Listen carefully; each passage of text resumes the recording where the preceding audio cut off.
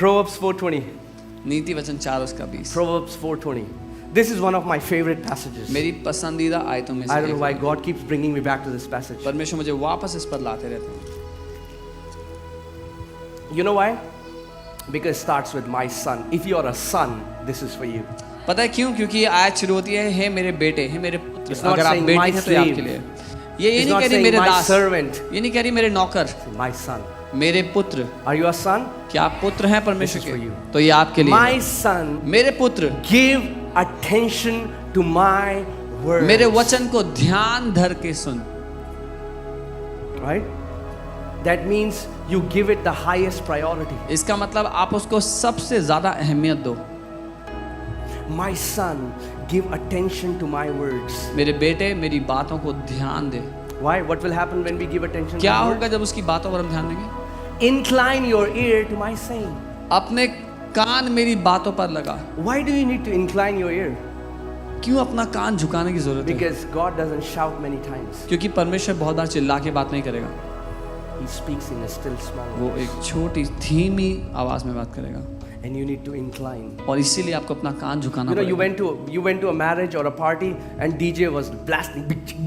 आप एक शादी में गए, पार्टी में गए, Somebody वहाँ saying and you're पे like, what? वहाँ पे डीजे बहुत तेज संगीत बजा रहा है और आपको कोई बात करना चाह रहा है तो आप बोलेंगे क्या कह रहे हो, क्या कह You रहे हो? incline your ear अपना कान because you झुकाते want to हैं hear what they are saying. क्योंकि आप सुनना चाहते हैं वो क्या कह रहे हैं। And that's what the Lord is saying. यही है जो प्रभु कह रहे हैं। That means it's not just, you know, I was just sharing this on Friday. Many people's goal in Bible is to finish it in 365 days. मैं Friday को ये सिखा रहा था कि बहुत से लोग का क्या उद्देश्य है बाइबल पढ़ने का कि 365 दिन में खत्म करनी I है। mean, like, praise God if you're doing that. प्रभु का धन्यवाद हो अगर ऐसा कर रहे हो, But it's never about that. लेकिन उद्देश्य ये है ही नहीं। It's about hearing the word. It's about getting a rhema of what you are reading.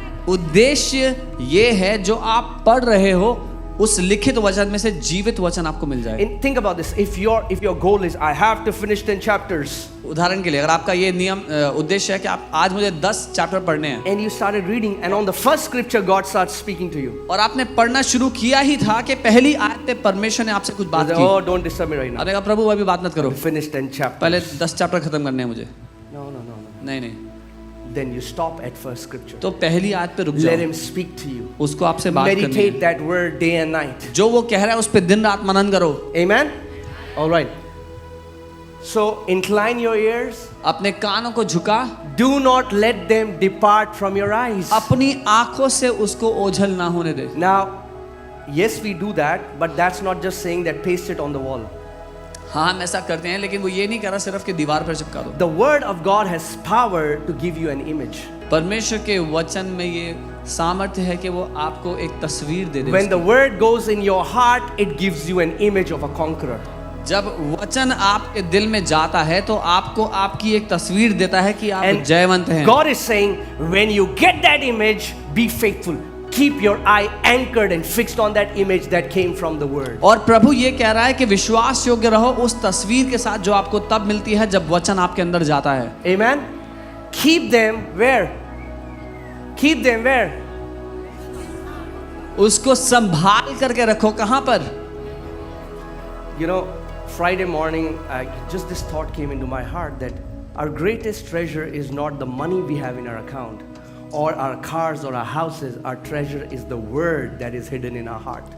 Friday की सुबह मुझे एक ख्याल आया कि हमारा सबसे बड़ा खजाना वो घर या वो गाड़ी या वो शोहरत नहीं जो हमारे पास है, लेकिन वो वचन है जो अपने दिल में हमने छुपा कर रखा है। Because when the enemy comes against you, it is the word in you that will rise up and raise up your standard. क्योंकि जब दुश्मन आपके विरोध में आएगा तो ये वचन ही है जो उठ खड़ा होगा, आपके स्तर को बढ़ाएगा। Amen?